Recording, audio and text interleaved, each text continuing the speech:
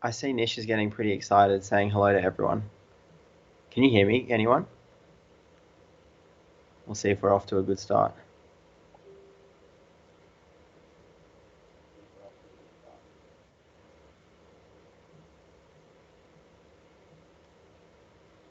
Can... Oh, sweet. Thanks for your enthusiasm, Maddie.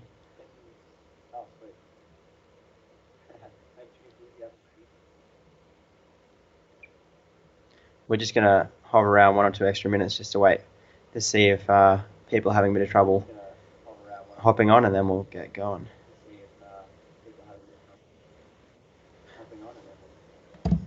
But Maddie, I did what I had to do, and I brought you the pizza. Oh, hold on. Wait 1 second. Let me remove the blurred background so that's not happening. There we go.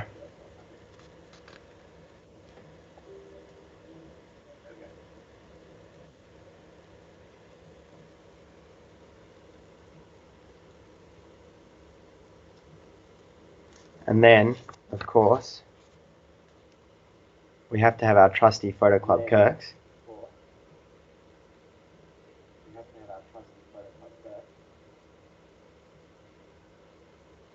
Okay, there we go. So hopefully that's a good substitute to the real stuff.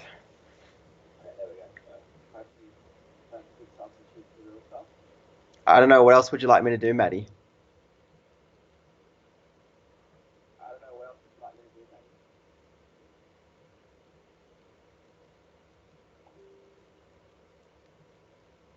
Run out of ideas.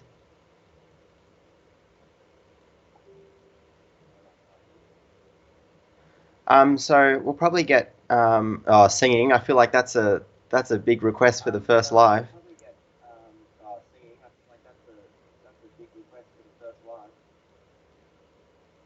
Look, I've had the shave my hair request quite a few times, but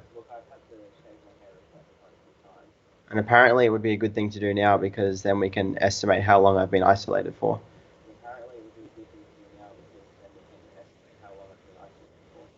Anyway, so I'll probably get started just on a few things, on a more bit of an intro. So we will be talking about architecture photography today, which Anson will be doing for us. But essentially, I just wanted to give a quick intro kind of to the online stuff, and what we're planning to do going forward, so that everyone's kind of aware. We've announced it a little bit online as well, and we'll be releasing some more details shortly. But essentially, we wanted to move online just to provide everyone with an opportunity to, I guess, distract themselves at home a little bit, have something extra to do, because we know that it's going to be quite a difficult time to get through this isolation. We'll definitely get through it, of course, as long as we all stick together. I just wanted to provide, I guess, another means for, like, I guess, a bit of entertainment, or what we'd normally be doing anyway, so it's as normal as possible. So naturally, we recognize that there's a limitation to what photography you can do at home, but there's certainly still lots you can do. We want to do a combination of focusing on things that are more quarantine focused, and also broadly our general topics. So we kind of have a long-term plan. We, as the Prime Minister keeps saying, there's an idea that this could be going on for a while, or certainly a while that we won't be at university. It sounds like it's unlikely that we'll be there next term, and therefore we still want to cover as many of our topics as possible. So what we're going to do is we're going to go through all our regular ones like architecture, macro, whatever, all those topics, but then we'll also do some others as well. So don't worry, we will provide some more home style photography, and particularly competitions as well. So we're thinking of doing a quarantine based photography competition that kind of incorporates ideas like still life, and essentially to see as creative as you can be, as see who can be most creative with their photos at home. Those of you that follow Macquarie Photography Society, which probably most of you don't, but I noticed that they just posted yesterday the same idea. No, we're not stealing it from them. We talked about this in a meeting for a while. So yeah, that's just something to look forward to if you want to start taking photos for that. That'd be awesome. And then obviously we've got our editing competition on currently, and we're also planning to do more of them. So that we're providing as many competitions that you can still submit photos for that you can do from home. In addition to the tutorials and covering different topics, we're also going to be doing a few topics, a few of our other sort of events. So for example, workshops. We're going to do that on probably using Microsoft Teams, which some of you may have used in your courses, and that'll be a more interactive session where you can ask questions, and then we'll go through those workshop concepts, which are like the basics of composition, exposure, which is looking at like aperture and ISO, and shutter speed, and some of the others like editing as well. So we're planning to do some editing workshops. We also thought that perhaps if people wanted to see how a particular photo could be edited, they could send in any of you members could send in a raw file, and we can then edit it live for you. That would be in smaller groups. We're also happy to do some one-on-one workshops if people simply want to ask questions about photography in general, or about how they could improve a particular photo, and things like that. And so you would have seen a bit of a poll that I posted in the group, in the Facebook group, a week or so back. So we're about to release a Google form, which is essentially expression of interest, to see what you would like to be interested in. Then we'll pair people up with execs, or organize group sessions, and essentially, hopefully that'll be helpful for you as well, and in addition to the competitions and tutorials. If at any point you have any ideas, feel free to shoot us a message on Facebook, or you can email online at unswphoto.com, and we'll respond to your ideas there. And essentially that will enable us to give as many opportunities as possible within our limitations. So just to clear up, we unfortunately can't do equipment loans at the moment, because it would require handing over equipment between people and people meeting up, and that's naturally not in the works at the moment, but we're going to try and do as many other things as possible. So yeah, that's kind of a bit of the intro I wanted to give, to make just to assure you that we are going to do things that are quarantine focused, but at the same, or possible while in quarantine, but at the same time also want to do continue our regular tutorials, so that once we can go, once the isolation measures do relax a little bit, you can go and apply a lot of those skills. So a few other things, the Google form link has been posted. There's been a Google form link posted in the chat of today's video for those of you that haven't seen it. If you could just fill that in, then that would be awesome. That's just our form of attendance, and for showing ARC as well. Just seeing what other questions. Nia said hi, our secretary from before. James Tan has said hi. This is his first PhotoClub event for 2020. For those of you that don't know him, he's been an exec in the past. Yes, William makes a really good point. If you are interested in any of the Adobe programs like Lightroom or Photoshop or things like that, they are available from UNSW now free of charge during this time. So that's something that could be really interesting as well. And you can always get Lightroom for free on your mobile, if that's something you're interested in. I'm just trying to think if there's any other particular things that I want to have. Anyone else got any specific questions outside of architecture photography? You can chuck it in the chat now if you want to, and I'll answer it.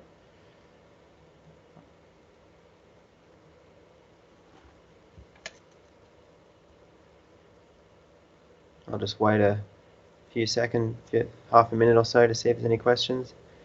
Otherwise, Anson, one of our execs, will be taking over. Clarence is also monitoring the chat to answer questions. He's our secretary throughout. Chloe's also in the background as well, our vice president. And we saw Nish posting as well. He's our events manager.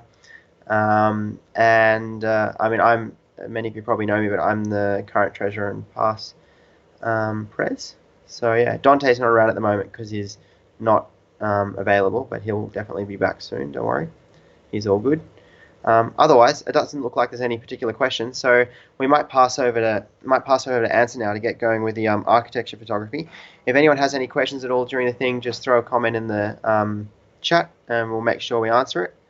And yeah, that's pretty much it. And we'll just take about 30 seconds or so just to switch over because Answer's in a different location, of course, and then we'll get going with that.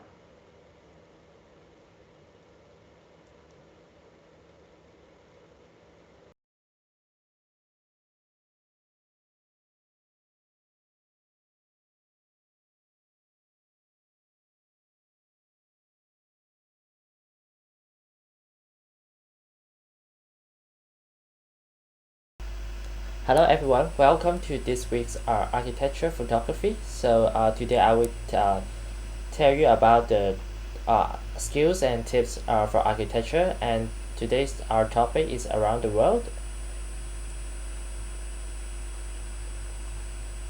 So first, for architecture photography, it is a photography that captures the designs of building as well as structure, including different kinds of architecture, is including exterior and interior. Is also about the relationship between people and places. So actually, architecture photography itself is more than architecture.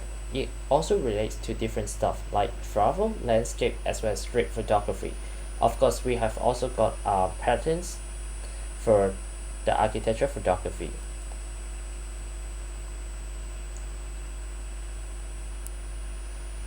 So for Hong Kong, you can see it's just my shot like around the city randomly. So you have different kinds of architecture photography around the city, um, from some modern artistic stuff to some vintage old style like fishing village.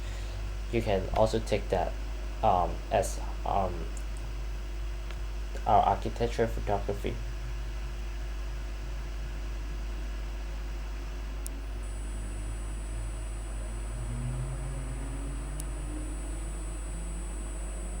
So for Japan, as you can see on the left hand side, that is a long exposure. So you can make use of architecture with others photography techniques.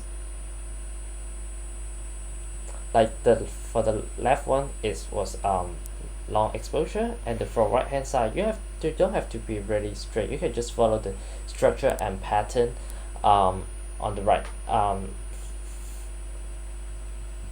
for the building and structure, so you can get some very good shots.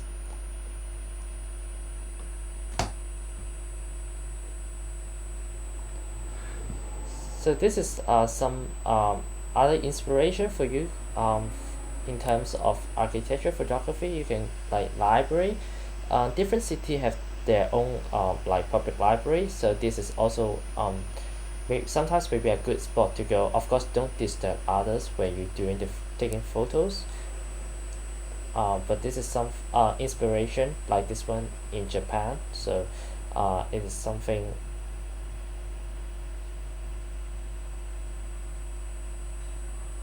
that you can have a look and get inspiration of. So this one is in China. So sometimes monochrome and is something that you can take. Of course, use that, and so it's not architecture photography doesn't mean that it has to be color or monochrome. It can be both, and also you can get some close up of the building as well as structure.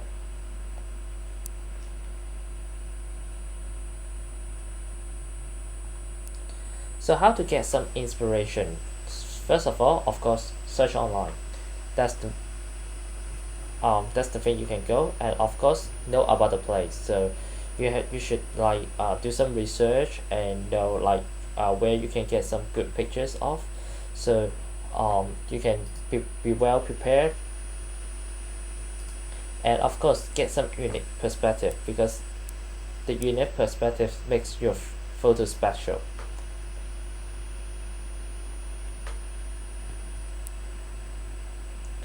So apart from um like standard city architecture, of course you have historical site, historical building, and this is the Chinese style. So there's some inspiration you can take, like in Beijing, in Shanghai.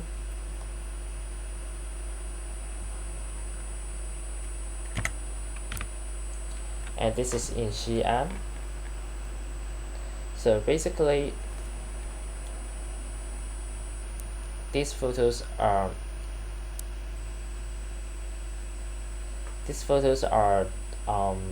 you can get some perspective. You don't have to really look straight. Like the photos on right hand side is not from um, facing the forward side of the building, but instead you're getting from the side of the building. So for historical, sometimes you can get some photos from the Western countries as well.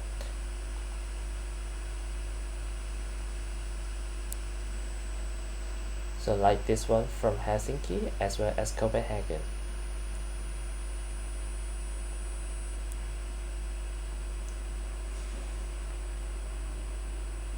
And this one is a castle in Kent. So basically you can make use of the sunlight, so you should go to the place in the morning so that you have less people there, and you can get some shots without other people interrupting um, the architecture.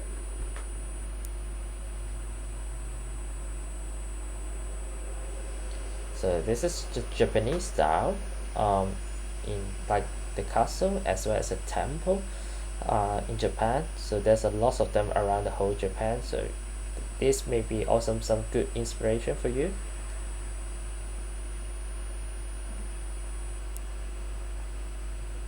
So for modern buildings, like some commercial buildings, skyscrapers, you can also take these kind of photos, architectures.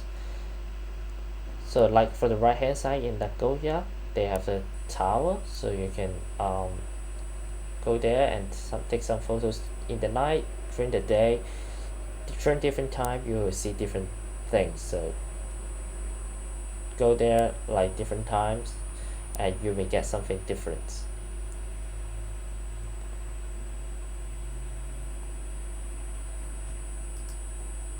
We will keep this live stream on YouTube, so you can access it um, after this live stream has been finished.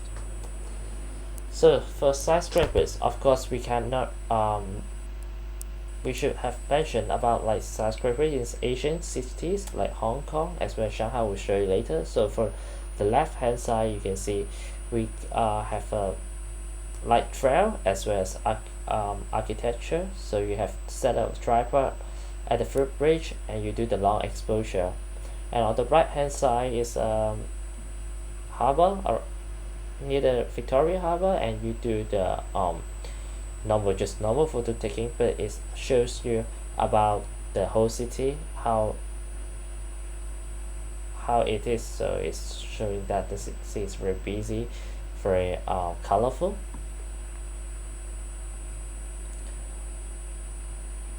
I would say for one prime lens, then I would suggest like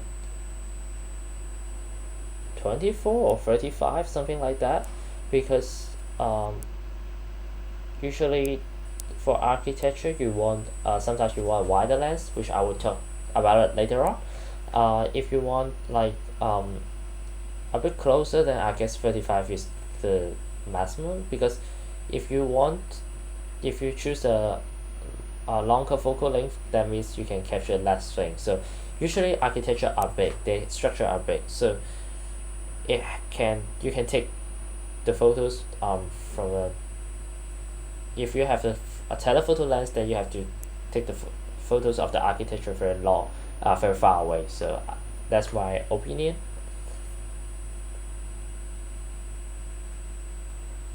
So this one is from Shanghai. So for the left hand side, that means it shows that you can take from another some very unique perspective. On the right hand side one is a very standard shot, but of course with your photo editing you can make it very special. Like this one, the color tone has been changed, so you can make use of this kind of editing skills to make your photos better.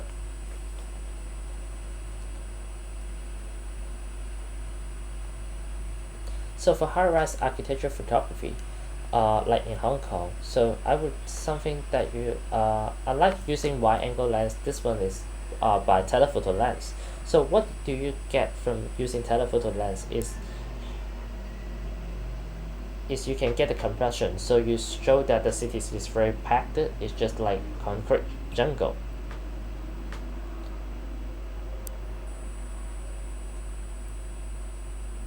So more than that, of course, Hong Kong is known for their like very packed living space, and this one is like from some of public housing estates, so you can get some very night shot in the city. So these are some very famous place to go to take some photos. Of course, when you go there, don't disturb the resident there. Be quiet and respect them.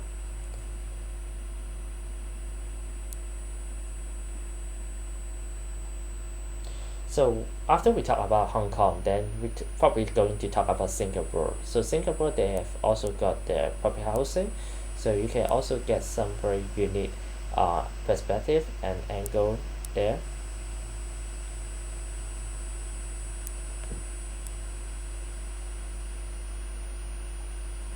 So for coastal, you can make use of the water as you see on the top right hand corner. That photo is making use of the reflection from the water, and it reflects the buildings as well as the sky. So that's some inspiration you can get and you can make use. For the left hand side one, the top one,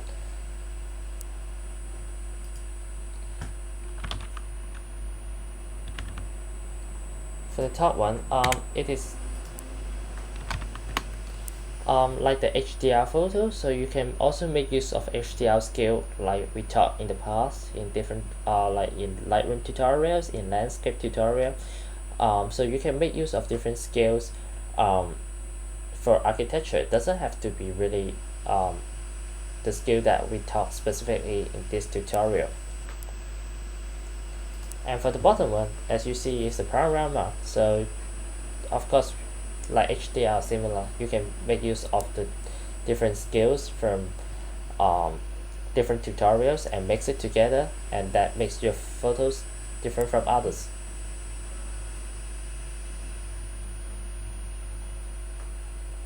So for interior, you can make use of wide angle lens. You can make use of like standard um, zoom lens. So for example, from the left one is by a mobile phone. Probably you don't realize that, but it is about you use the wide angle lens to show that how big is the structure this museum is. So on the top right hand corner, that photo is just about the window. So I know everyone nowadays can't go out very much, so that's something that maybe you can do it in your home if your house is like a pretty one. So that's maybe you can get it during this difficult time. And for the right bottom one, it seems to be an architecture, but actually it was from a cruise ship. So that means like it's just like a hallway, so you can get it like around the world, different places like shopping mall or cruise ship. That could be a looks like an architecture photo. So for interior, of course you can take inside the building, like the photos at the side. And for the middle one, it's a bit special. It is taken inside a tunnel. So this tunnel is in Norway, and it is famous for its special lighting. So of course be careful taking your photos while you're taking photos. Find a safe place to do it, and of course you don't want to see too much people inside your photos most of the time, unless you want to capture that like this motion or some people are walking by. So that's around the interaction between the people and the place. So what kind of equipment you can use? Of course, you can use your phone, definitely. Phone sometimes are very good nowadays, so that's pretty much enough. Of course, you can use your DSLR as well as mirrorless. So a bit of special is about drones. You can use drones as long as the place is does allow you. So of course you have to be careful with the regulation and stuff like that. Don't fly too close to the buildings when you are taking the architecture's photos. And tripod I would quite recommend, because especially during the nights you need a tripod for long exposure to create some good shots. So you have less noise, you have a better picture quality. So of course you can use tilt shift lens, but because we are not very familiar with, so we are not talking about this in this tutorial, but instead we are going to talk about the wide angle lens as well as action camera in the following slides. So for wide angle lens, like the one on the left, you can make use of the interaction between the architecture, like the building, as well as the environment. So this one was taken in the rocks, so probably you have been there. Is just taken in the morning, so less people. On the right hand side is Auckland, so it's about using the wide angle lens to make sure that the target that I want to take is inside the frame. So if you don't have the wide angle lens, then you probably have some difficult to capture these photos, because you are not far away from the building. Instead you are below the building. So if you are not, this is time that when you want to use wide angle lens, and then you can capture the photos. So for the another case is like inside the building, so like this one from the Singapore airport. You use the wide angle lens to show that okay, this environment, this space is very big, it's huge. So this is something that you can be created with a wide angle lens. Otherwise it's just like being cropped, so you can show like the whole atmosphere around the building, inside the building, especially for this one. So summer photos in Singapore, as you can see, we have a very big like special. So you can on the right hand side one is about the escalator and as well as the ceiling of the building. So and on the left hand side one is about the inside the building. So because Singapore is very hot, so most of the facilities are indoor. So this is the things that place that you can make use of the wide angle lens, and making use of the wide angle lens to show the atmosphere, showing that okay, actually it is not that small. So it's just make your shot become wider and people are more comfortable with. So this wide angle lens, some of them are by Cyrus, so he's using the 15 to 30 millimeter lens for full frame.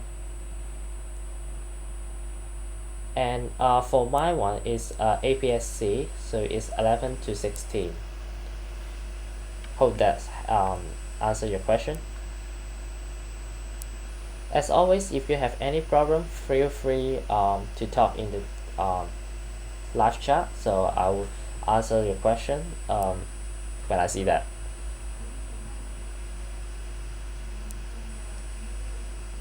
So for action camera is something that most people don't think of, but actually action camera has for a very wide lens, is nearly fish eye. So like these photos in Beijing, so without this wide lens you can create this kind of perspective. It's usually ultra wide lens, so in terms of full frame it's about like 12 or even 9 millimeters. So this kind of lens is creating a wider shot, so you can capture more things into your photos. And on the left hand side one is I'm making use of this distortion of the wide angle lens to create this building is very big. So most people may not have like cameras and stuff like that, so they will think that is the mobile phone enough already? And actually, yes, mobile phone is already enough. So like on the left hand side, it's just like I was waiting for the tram, and I just randomly take a photo there. And on the right hand side is Covent Garden in London.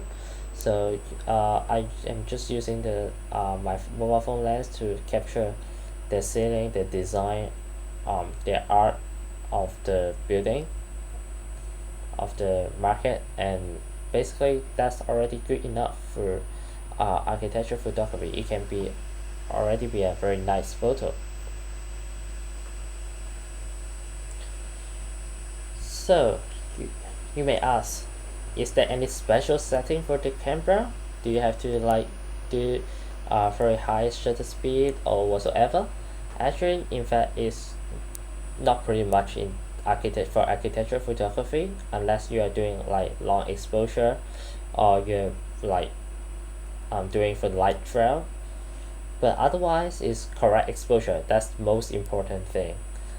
And smaller aperture because you want to clear for the whole photo. So like for the last one,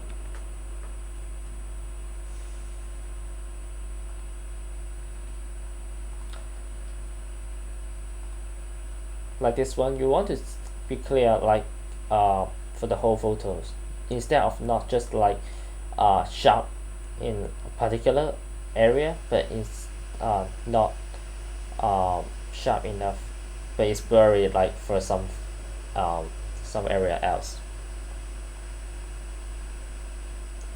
Of course, you want to use lower ISO. Lower ISO means usually means less noise, so that you don't want to be very noisy for your architectural photography as well as other photos. So try to put lower ISO. So for composition, there are many things that you can do with architectural photography. Like you can make use the lines of the building and structure, the shape, the texture. Just like this one is about the shape of the ceiling. So as well as the color, the subject, and whether you have like foreground and background, as well as reflection. What I've talked reflection that I talk in the coastal part, and as well as compression. So that means the part that I talk for the high-rise architecture photography. For tilt shift lens, unfortunately, I don't have the opportunity to try out that. But if anyone has experience with using tilt shift lens, feel free to comment here. So in the following slide, I'm going to talk about some more composition tips.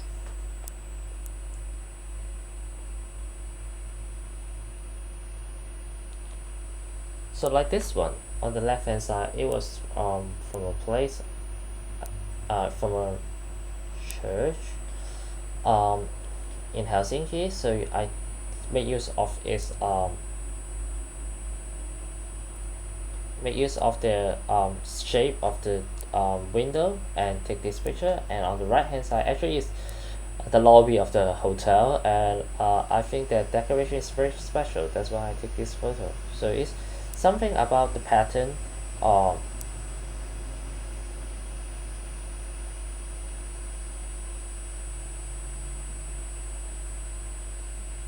So it's something about the pattern, and you can make use of this pattern to create very unique perspective photo.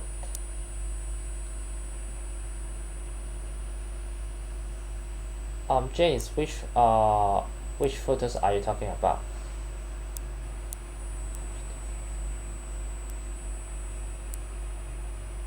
So adding tilt shift lens using. I think as far as I know, using tilt shift lens is changing the focus point, so the place, so um you can create some special um needs, especially for product. For architecture, I'm not pretty used to that. Okay, for the orange photo is was inside the hotel. While I was doing the check-in, I just found it's very special, so I take it. That's it. So simple sometimes is always is the best. So what does it mean by some simple architecture shape? It's just make the photos very cool. So you should like go to online and I would tell you the place of the hotel later because I don't have the stuff on my hand now.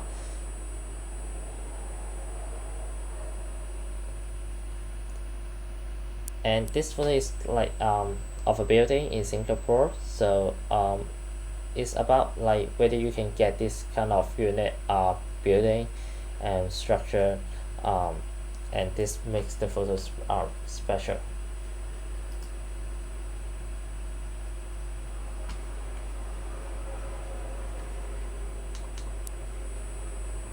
So monochrome in Beijing. So um, most of the architecture photos we just show you now is about is color photos. So is that monochrome doesn't work? No, actually it also works. It shows the contrast, and as you can see from this photo, it's about the some small parts of the building, but also it creates very unique photo.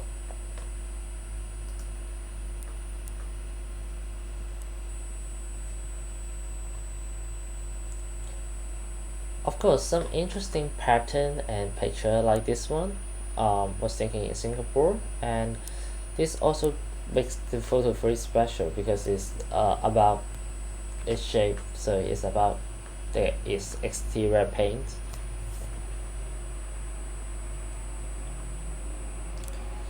Another very important tips is look for different angle.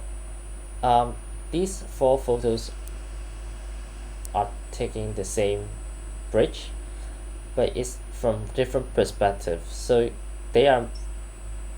It seems pretty different, but in fact, actually, they are from the same building. So go to go around the building and see whether um this is a good place. So get different perspective is very important, especially in terms of architecture photography. Really have to make use of that. So on this photo, like this photo seems pretty normal, but when you go to the other side of the bridge, making use of the sunset, it just makes this photo very unique. And of course you can make use of the other buildings, things around the building, like this one, the warehouse. And of course you can take the structure of the bridge, of the building, of the structure. So timing is very important as well. These two photos are the photos for Tokyo Station. For the left hand side one, both of them are taken in July, but the weather and the time is pretty important. On the left hand side is what's taken about during the sunset time, but on the right hand side one is taken during in the morning time. So obviously you prefer the left hand side one. So this tells you do some research online, know about the location of the building, and go there in the right time.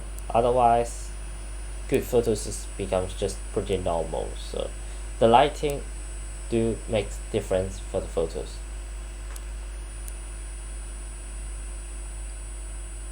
So actually, why not both?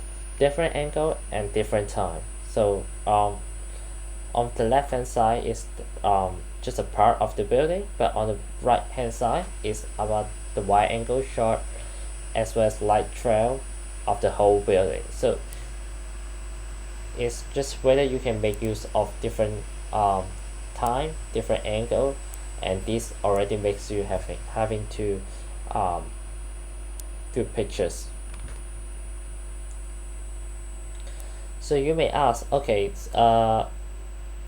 where can I go to get some good architecture photos? I know nowadays it's a bit hard to go outside, but you can do it after the crisis, and hopefully we can get pass through this difficult time pretty soon. So first of all, it's a bit easier. It's just Rainier Station. They have a wood escalator there, so it's you can capture that. And the second is around the CBD. There's actually lots of skyscrapers around the CBD, so I recommend you just walking around in the city, get off the bus, get off the train, walk around, and you may find some unique perspective, especially around Vineyard and Town Hall. So for the rocks and circular quay, as you see on the left hand side, that one was taken above circular quay station. So how to get there is when you get off the train, walk the way towards Opera House, and when you see the lift going up to the high to the flyover, you take that lift, go up there, and then you walk towards in the middle of the pier of the circular quay. So I recommend you to use the wide angle lens to create a better shot, because otherwise it's just pretty tight, and especially if you want to capture Harbour Bridge as well as Opera House in the same photo. So for the left top or for the right top photo is taken from the cruise ship terminal, as well as the bottom one. So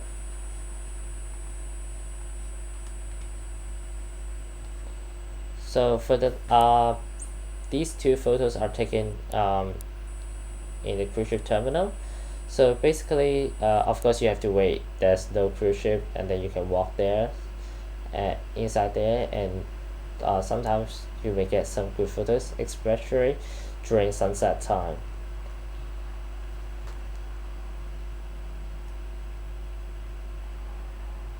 So of course, Cockatoo Island is also a good place for architecture photography. Unfortunately, we have to cancel the Cockatoo Island tour um, because of the weather issue as well as the coronavirus issue. But these are some photos that we actually want you guys to take during the outing. So these are some inspiration after the coronavirus issue, and when we have the opportunity, we hope we can take you there to get some good shots, especially for abandoned building and other structures.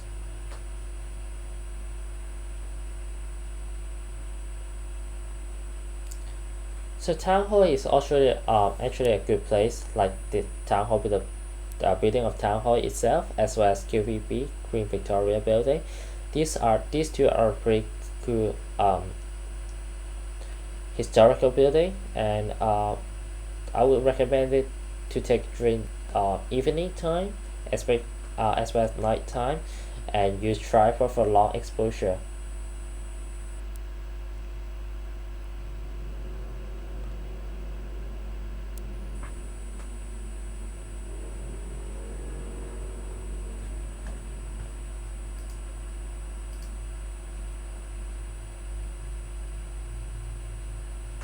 So for Barangaroo, it is a modern place, like lots of office building are around there. So you can go there and take some photos.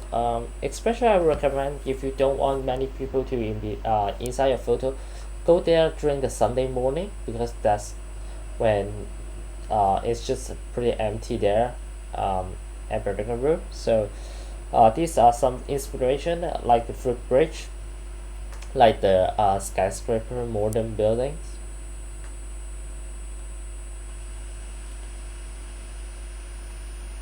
So for nights, you can also take some like office lights as well as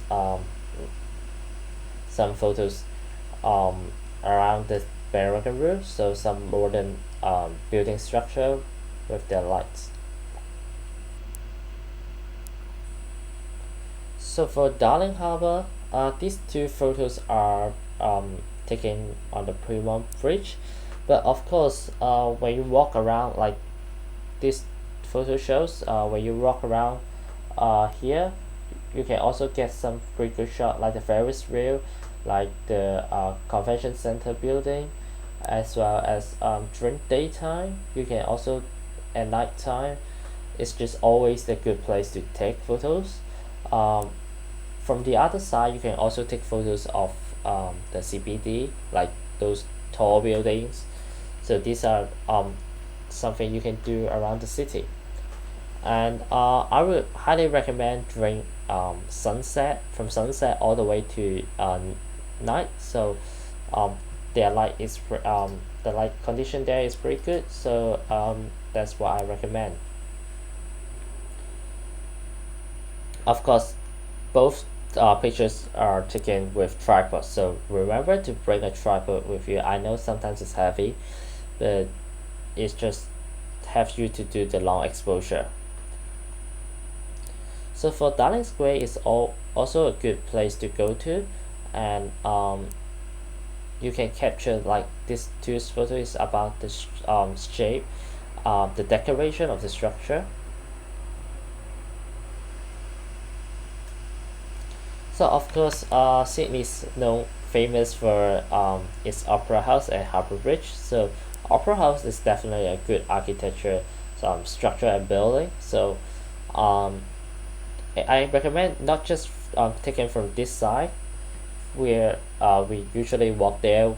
The first thing we see is here this from this place, but of course walk around the opera house, so you may get some unique photos like these. And even more is you take photos from the other side of the harbor, like Milton's Point. You may get something pretty special there.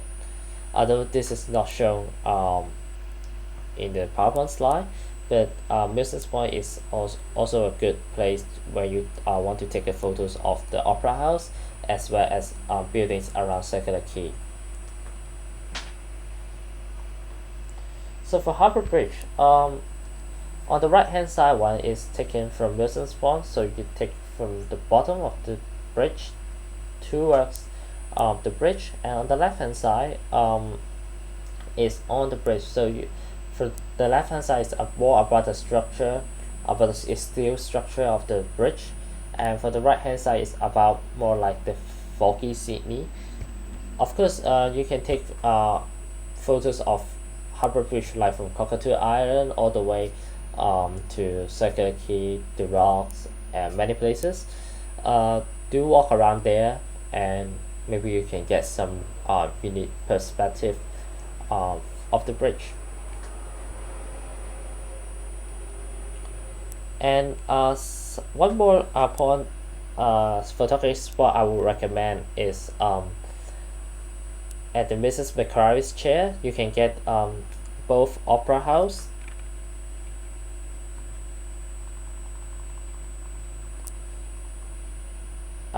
as well as the Harbour Bridge.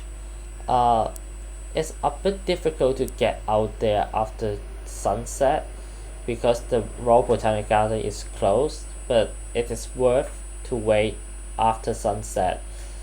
Of course, be careful during that time. You have to walk all the way back to St. James to get train and stuff like that. It's a bit of difficult. You have to walk up the hill. Um, but I highly recommend this place. Also, before sunset, um, you can go a bit in towards Royal Botanic Garden. There's a place you can capture the skyscrapers of CBD. There's also a good place to go.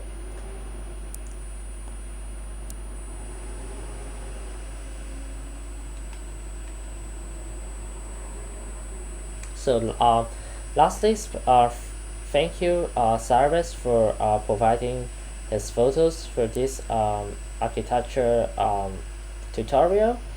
And these are our social media um, accounts for our some of our access teams that contributed in this tutorial. And once again, thank you very much for listening to this tutorial. I hope you can get connected with our community during this difficult time. So don't just be pretty alone while you are just being physically isolated. And of course, if you have any questions, feel free to ask right now. I will just wait for a bit of more time before I end this live stream. And of course, as usual, if you have any issues or recommendation, feel free to reach out us. In this difficult time, we would like to make you be connected with the community, with the society.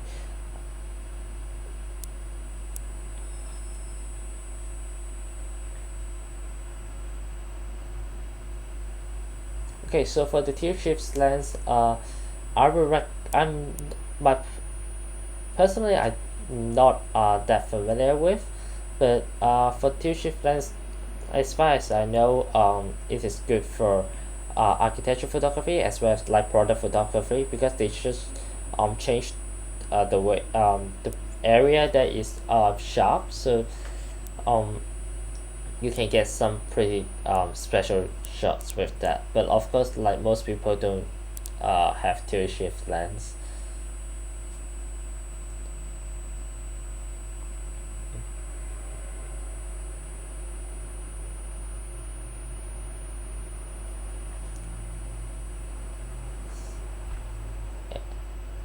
Does anyone of you have any questions? Feel free to ask in the live chat.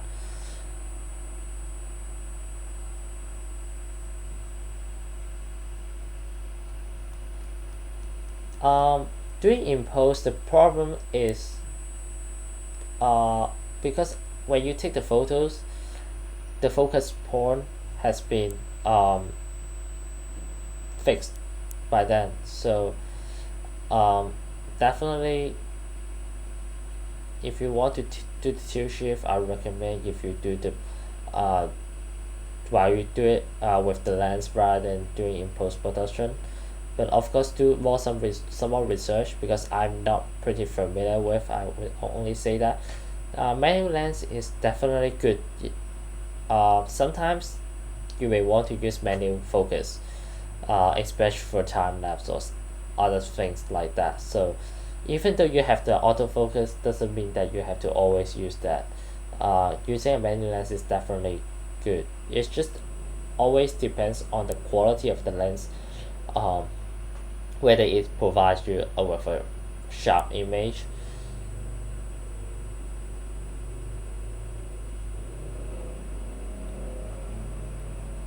Yeah, tilt shift lens is not cheap, so most people don't have it. So you do have to think about it whether you have the usage or not.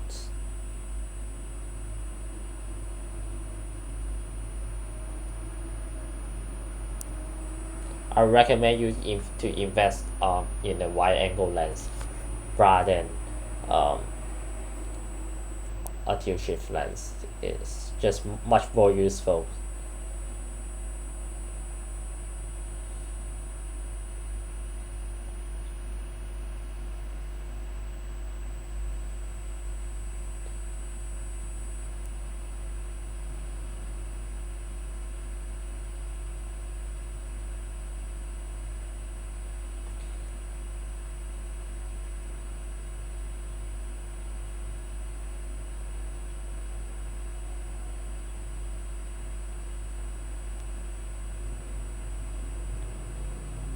Definitely, you can do your tilt shift in post if you have taking the photos with depth of field. Definitely you can do that. It's just adding a layer on top of that using Photoshop.